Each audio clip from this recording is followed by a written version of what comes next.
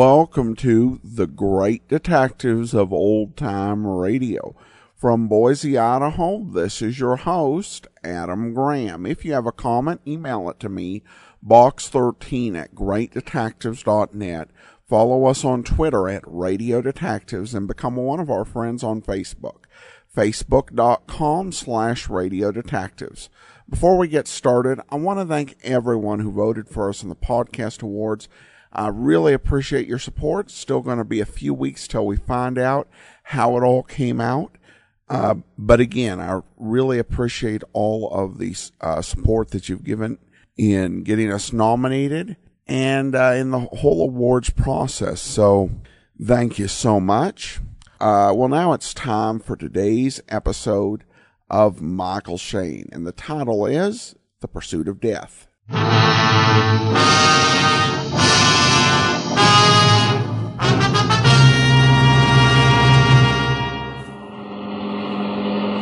I was driving pretty fast when the big black sedan came roaring at me. I tried to hold the car from crashing into the guardrail, but suddenly the wheel twisted out of my hands like a headstrong woman, and the car got a mind of its own.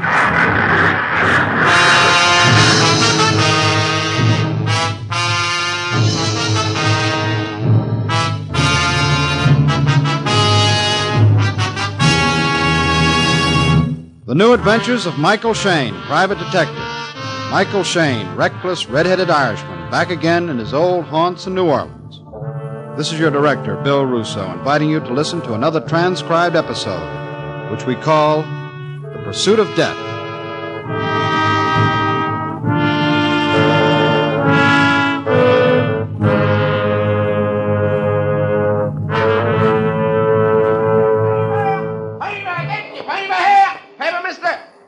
What do you read? Hi, Charlie. Oh, hi, Mr. Shayne. Got the 5-star? Hot off the press. Here you are. Ah, thanks. What? Hey, take a look at Dream Girl, Charlie. You know, when you grow up... Yeah. But she looks like she's asleep on her feet. Hey, paper lady! What? I said paper lady. Don't do that. Don't talk behind my back. In back of me. Okay, lady. Boy, she must have had a bad dream. No, Charlie, it isn't sleep in her eyes. It's fear. Hey, look out, lady! Hey, you... What are you trying to do? Get yourself killed? Or haven't you heard it's bad to walk in front of traffic? Somebody pushed me. I'm behind, didn't you see? Nobody pushed you, lady. I told you I was pushed. I was just walking. I didn't want to cross the street. Somebody pushed me. Okay. Somebody pushed you. You feel better now? Yes, I do. Oh, good. And I'll... No, don't let go. Hold my arm. Oh. Is that tight enough? I suppose I sound silly. Now, for the first time in weeks, I feel... Who are you? Mike Shayne, private detective. One of my hobbies, keeping beautiful women from crawling under cars. You're solid, dependable. I need something solid. Did you say private detective? Yeah, from year to year. They issue the license down at City Hall. I need you. Sure, lady. Now, why don't you take it easy, huh? You'll break up if you keep on like this. I want you to do something for me. Yeah, like what? I want to hire you to protect me. Mm-hmm. From what? From being followed all the time. Find out who's following me, catch him, make him stop. He's driving me crazy. Look, lady, did you ever think of going to a doctor? Maybe you're just imagining things. That business with the pushing. No. Oh, no. Wait a minute, honey. He's waiting and waiting for a chance to kill me.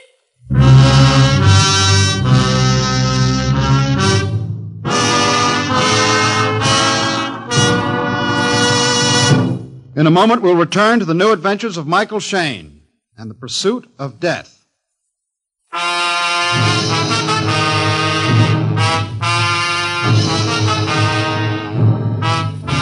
It had been a particularly dull day. Even the weather had been dull, with heavy clouds hanging over the city. New Orleans gets days like that. They make you sleepy. I quit the office at 5 and stopped on the corner to buy my paper from Charlie, the newsboy. Then this Joan Crawford type got in the way of a car and would have been hit if I hadn't hauled her back onto the sidewalk. She must have gone for my daring do because she hired me on the spot. Yeah, to protect her. She thought somebody was trying to kill her. I was in no position to argue with someone holding 20 a day under my nose, so I started to drive her home. I found out her name, Shirley Kernan, but she wasn't in a talking mood, so I just let her relax. She put her head against the back of the seat and closed her eyes. 15 minutes later, when I pulled up in front of the house, her eyes were still closed. Please, don't move. Don't you want to go in? I'd like to just sit here for a minute. I haven't felt quiet and restful like this for a long time. My day started at 5. I've got lots of time. A foolish woman, afraid of shadows. Well, there are shadows and shadows in New Orleans. You can't imagine what it's like. All the time, day and night, with the feeling that someone is following me. Right behind my shoulder, all the time. You talked it over with your husband? How did you... Oh, my ring. He's away on a business trip. Well, if you want me to earn that 20 a day, you better give me something to go on. That's what makes it hard, Mr. Shayne. It's a feeling. I've tried to fight it myself, but I can't. It's there, all the time, someone right behind me. You said he's trying to kill you. Once it was a car, a small convertible. At night, I stepped off the curb, and this car started towards me. I jumped back just in time. Recognize the car? Johnny Terrence. A friend. A friend of my husband's. But he hates me. Johnny's always hated me. You think he's the guy, then? If anybody I know is responsible, he must be the one. Well, I can have a talk with him. I don't know. Right now, I feel secure. Relaxed. Because I'm here? Oh, it's a switch. I can't fight this thing alone. Shirley! Been wondering where you were. Hello, Ralph. Michael Shayne, Ralph Pierce. How do you do? Mr. Shayne's a detective, Ralph. Here we go again. The cat! The cat! Make it stop! Shirley, take The it cat's easy. just after the bird, Mrs. Kernan. Stalking it. Creeping up on it. There, the bird flew away. Does this happen often, Mrs. I Kernan? can't stand it. Creeping. Just the... Mr. Shayne, would you wait here just a moment? Yeah, sure. Come, my dear, I want to talk to Mr. Shayne. You wait for me in the house. Mr. Shayne, you are a detective? That's what the lady said. I presume you are to investigate Shirley's hallucination. Right again, Mr. Pierce. I'd like to help you. Yeah, you look like you're bubbling over with good intentions. What I mean is save you trouble. Oh. You see, Mrs. Kernan is subject to mental aberrations. There must be an easier word. This pursuit phobia, it's all mental, like a too vivid imagination. Like a hypochondriac who knows there's nothing wrong with him, but still feels aches and pains. Nobody's following her. Nobody. Nobody's trying to kill her. Absolutely not. Well, you know, before that cat and bird affair, I had the same opinion. But it must be nice to be as positive as you are about something. I know, Mr. Shayne. That's what I said. You see, I'm new here. I just started to work. How do you fit in? I'm a friend of Shirley's. And this Johnny Terrence, he's a friend of her husband. That's right. I just want to get it all straight in my mind. Now, what does his husband think of your being a friend of Shirley's? Mr. Shayne, I've been trying to help you. Yeah, just the way I thought you would. I could get to dislike you, Shayne. Well, you work on it, Pierce. With a little effort, I'm sure you could get to hate me.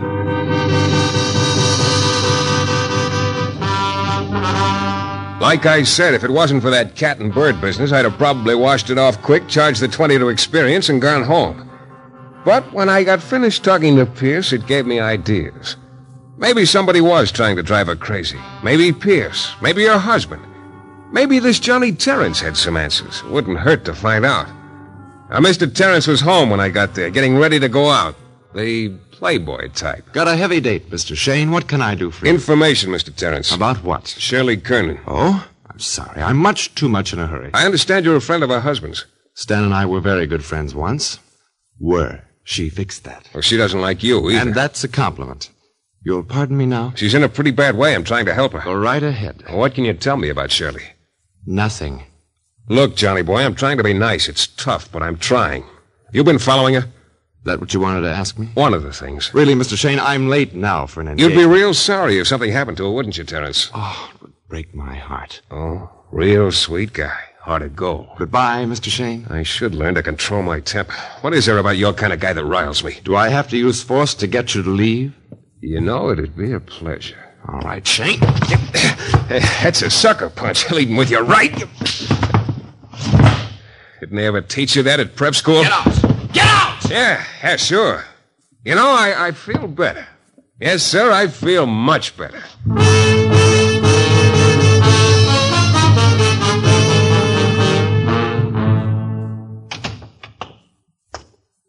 These lounge lizards are all cut from the same pattern. You want to hit them the minute you see the supercilious grin on their faces. I was happy this one gave me the opportunity. But I got the feeling there was another side to this guy. His hate on Shirley Kernan went deep and smoldered steady. There was too much parlor stuff. Pierce was oily and Terrence was full of hate. The air was loaded with unspoken things and bitter feelings.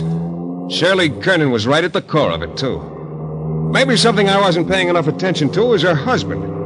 If I was a traveling salesman who wanted to drive my wife crazy, I'd sure do it while I was supposed to be on the road. Well, I kicked it around in my head as I drove toward town. I wasn't going very fast when I noticed a big black sedan come roaring up to pass me. I eased over to the right to give him plenty of room, but he wanted more. I eased over until I was practically scraping the paint off the guardrail that protected the highway from a 30-foot drop. I thought this guy must be 3 sheets to the wind, and then he really came at me. My car suddenly started to rumble. I tried to fight the wheel and get a look at the guy in the sedan, but I couldn't do both. I couldn't even do one. The guardrail splintered like matchsticks, and the steering wheel jumped out of my hands. I felt the car go up on its nose and poised for a second like a graceful elephant. Sometimes I get a head full of sense. I ducked. The rear end won the toss, so we started downhill bouncing and rolling and twisting. I hung on and just hoped. I kept bouncing around and hitting the side so often and so hard I felt like a skater for a handball in a hot 4-wall game. I caught a flash of a big tree. And then everything stopped. Except that crazy front wheel spinning uselessly in the air. Spinning and spinning. Then the Sandman came, and I got very tired and closed my eyes.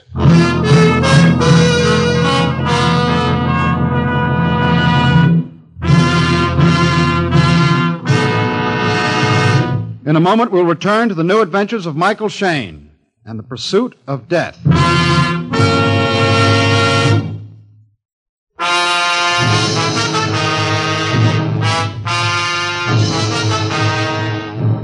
My first reaction to Shirley Kernan's hysterical fear about someone following her all the time and waiting to pounce on her was that she needed a doctor, not a private detective. But a couple of things happened that made me curious. First, there was this thing with the cat and the bird that almost made her go off the deep end. And then Ralph Pierce, her friend, tried to ease me out. And the parlor punk Johnny Terrence seemed to have some secrets, too. Finally, I got into an argument with a black sedan and lost the argument. My car went through the guardrail and over, and then I passed out. When I came to, the front wheel was in the air, still turning lazily like a ballerina ending a pirouette, so I knew I hadn't been out very long. Then a door was pulled open, and I saw a lot of sky, and Pierce's head right in the middle of it. Why, Mr. Shayne, what happened? I was driving along, and I saw you. Hello, Pierce. You just happened along, huh? Why, yes. I was driving along, saw this car down here. I had no idea it was yours. Yeah, it's quite a coincidence. Yes, here. Let me give you a hand. Yeah, thanks. Can you walk all right? Yeah, I guess so. No broken bones. At least no important ones. Do you have many enemies, Mr. Shayne? Whoever took me on this joyride wasn't a friend, Pierce. I'll take you to town in my car. You can call for a toll car at the first gas station. My insurance company's sure going to hate me. You know, Mr. Shayne, what I was telling you before about Mrs. Kernan, perhaps I was wrong. Think so, huh? I still don't believe Shirley's suffering from anything but delusions. But whoever did this to you perhaps was meant as a warning. To mind my own business? Yes. The sort of thing happens to be my business. Certainly the money she's paying you can't compensate for bodily danger. Maybe not, but... Is that your car, Mr. Pierce? Yes. Black sedan. Right fender scraped and dimpled. You know, the car that pushed me over is a dead ringer for yours. As you said before, quite a coincidence, isn't it? You seem to be quite a boy for coincidences. You see this bump on my jaw where it hit the dashboard? Yes. Well, here comes another coincidence. You'll regret this. Now, later. I'm too busy now. If you want to ride back to town, the tow car will be coming back in a while. Why don't you wait, Mr. Pierce?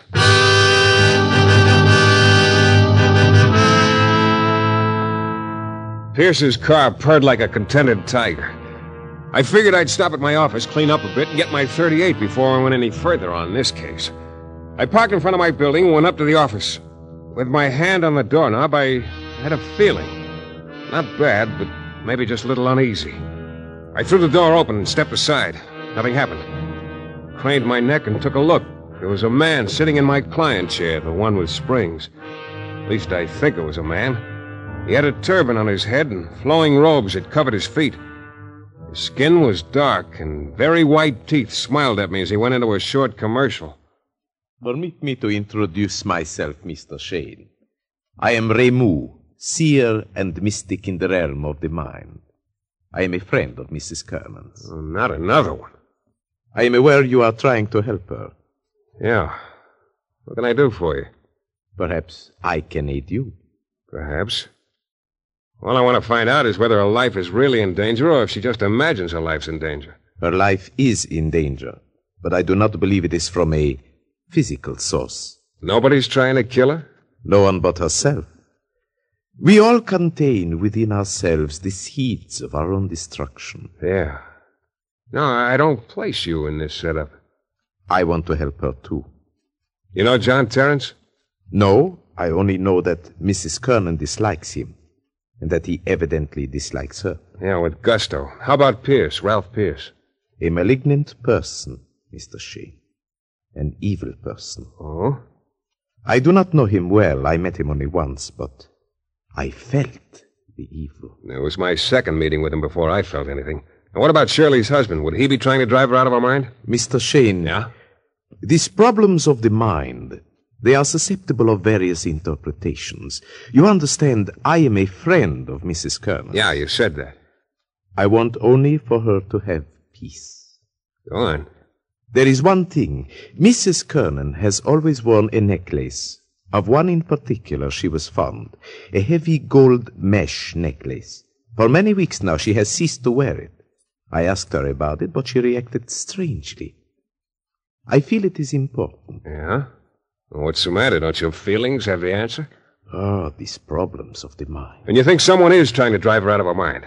That explanation is much too simple, Mr. Shayne.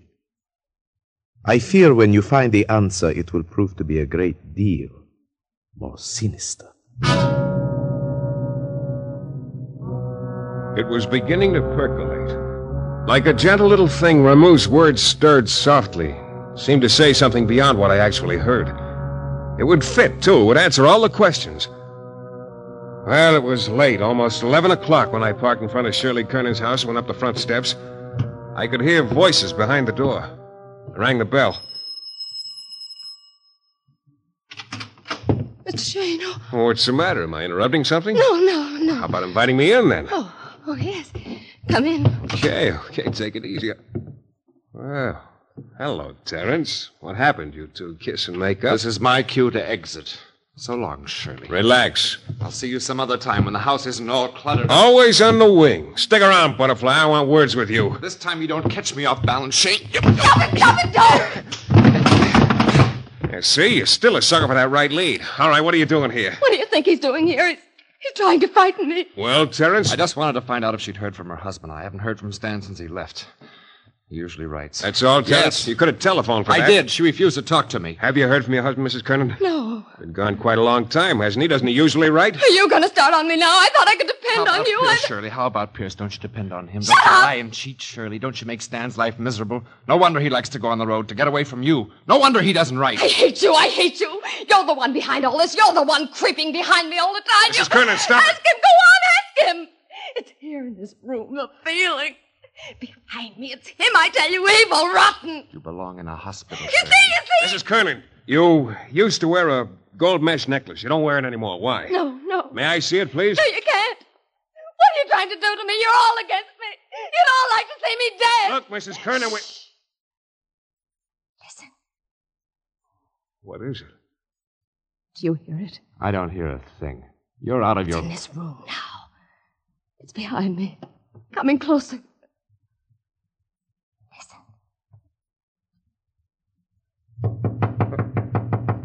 Well, whatever it is, it's not inside the room and it's not behind you. Come in.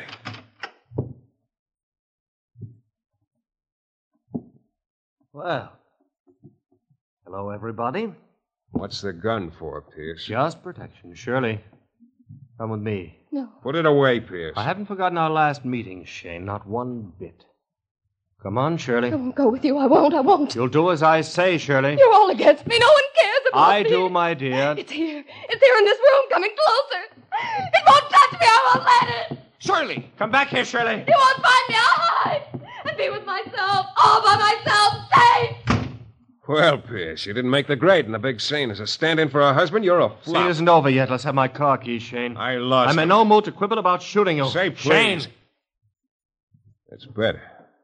Yeah. Thanks. Now, if you two are wise men, you'll stay here. Everything's under control now. Let's keep it that way, without bloodshed.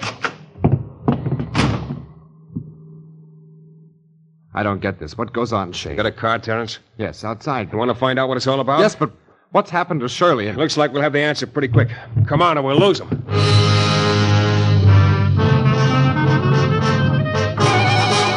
Terrence drove. He was a pretty good driver for a guy who spent most of his time steering his way around nightclub tables.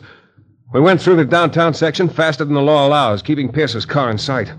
Once or twice we spotted Shirley's coupe a few blocks ahead of Pierce. Pierce didn't know it, but he was mighty helpful. We kept on in Indian file. They're heading out of town. We're doing 70 and not catching up. How are the tires on this jalopy, Terrence? Front ones are fine. In the back? We'll find out. Uh-huh. Well, maybe I had you wrong, Terrence. You got guts. Thanks, Shayne. Come around the office sometime. Give you a few lessons in the manly art. It's a deal if I can practice on you. Like I said, maybe I got you wrong. They're taking a fork to the left and slowing up. All right, careful. We're getting too close. Got one of the headlights. All right, turn them off. We don't need them. Pierce's shot at us was sort of a feeble last effort in a cause he must have known was lost. When we got around the bend, Pierce's car was just pulling off the road, a few feet behind Shirley's coupe. It was a grassy place near the river. Shirley was running, her hair flying in the wind. A bright moon had cut the clouds. It was almost like twilight, sort of eerie. Pierce started out after her as we parked, and we started after them. Shirley, come back! She reached a sandy place on the bank and fell to her knees. Pierce got to her and started to bend down to pick her up, but he stopped halfway and just watched, sort of fascinated. And then it hit me full force. I stopped dead. What is it, Shayne? What's she doing? It's all over, Terrence. Nobody can help Shirley Kernan anymore.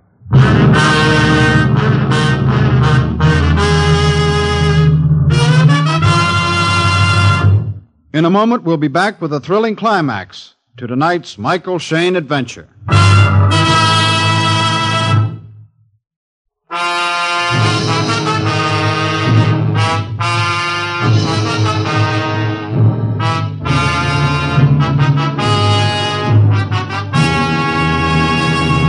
We stood there about 50 yards from the river, watched Shirley Kernan on her hands and knees at the bank of the river. I was all cold inside and sort of sick. Terrence had stopped when I did. He didn't get it. Come on, Shayne. What are you waiting for?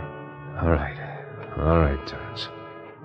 Shirley's hands were in the sand when we got there. She was digging furiously and mumbling to herself. Oh, take me, Pierce was quiet, Wash watching. my hands and be clean again. And I'll be me again. Nobody'll be able to touch me or hurt me. I'll be me. And all alone. Shirley, don't, my dear. I'll handle it, Pierce. All right, Mrs. Kernan. It's all right. I must, Dick. I must. No, everything's all right. Nobody'll hurt you. Nobody'll hurt me. No. You're safe now. Oh. I don't get it, Shayne. I sound like a broken record, but I don't get it. The strain was too much. Pierce can tell you. Can't you, Pierce? Yes. Yes, it's all over now. All over.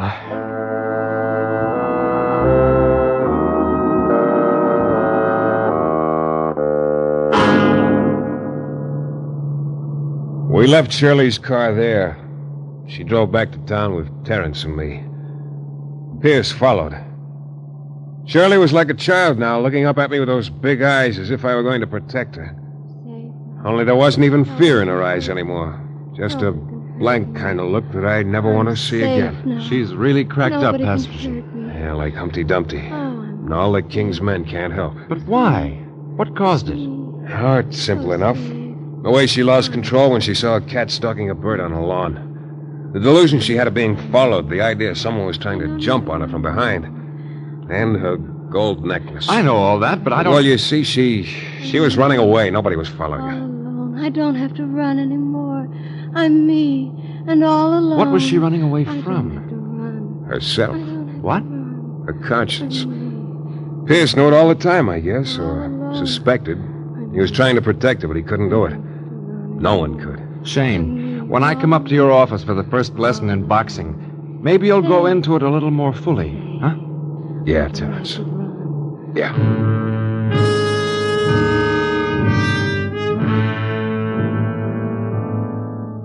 Sometimes you get a case you don't like. But you're in business and you take what you get.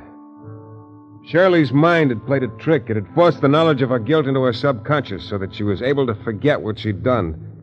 But her subconscious couldn't forget. The two forces fighting each other finally snapped her mind. I guess there's always some kind of retribution, one way or another. In her case, the toughest kind. Worse than prison, or even the chair. Next morning, when the police got to the spot at the bank of the Mississippi with shovels, they found what I knew they would. The proof of Shirley's guilt. The grave of Shirley's husband, Stanley Kernan. He'd been choked to death, from behind, with a gold mesh necklace. Shirley's necklace.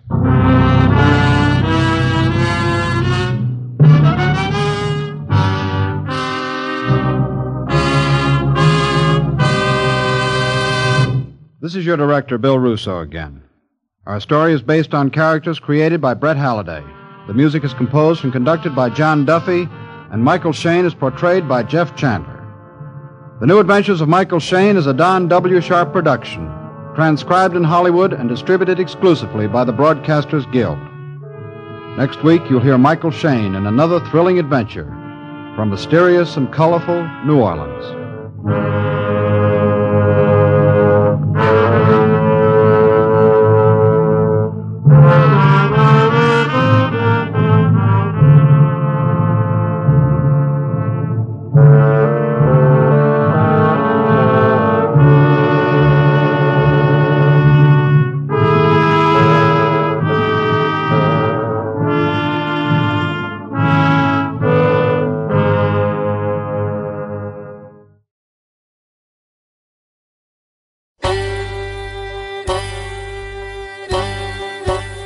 Hi, this is Andrew from OTRWesterns.com. I wanted to invite you to come take a look at our site. We stream live OTR Westerns 24 hours a day, 7 days a week, along with putting out podcasts of old-time radio westerns. Check us out at OTRWesterns.com. You're listening to The Great Detectives of Old Time Radio with Adam Graham. Now let's get back into the show.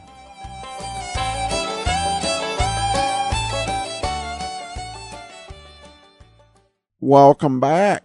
Definitely going for a bit of a psychological twist, though I did have a good idea where she was going by the time we got to the end of the episode.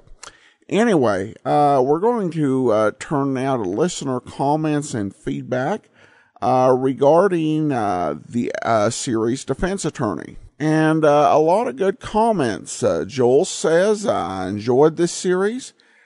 Tim said, such a good show. The lead actress really seems a warm and genuine person. Stephen said, this was a new series for me and I really enjoyed it. Pastor Lisa writes, I also really like this series. Is there any chance of retrieving some more episodes in the near future? Too bad there are just a few in circulation. I don't know about in the near future, but we're always on the lookout for new episodes of series that we've done to come into circulation. Kay says this is one of my favorite radio series. Mercedes McCambridge is fantastic in it. And Andrew says, really enjoy this show. Well, thanks so much. I appreciate your comments, and I'm glad folks enjoyed Defense Attorney. And I hope that they'll enjoy Richard Diamond and the other series we'll be bringing you. All right, well, that will do it for today. Join us back here tomorrow for The Avenger, and then next Monday, another episode of Michael Shayne. In the meantime, send your comments to box13 at greatdetectives.net. Follow us on Twitter at Radio Detectives, and become one of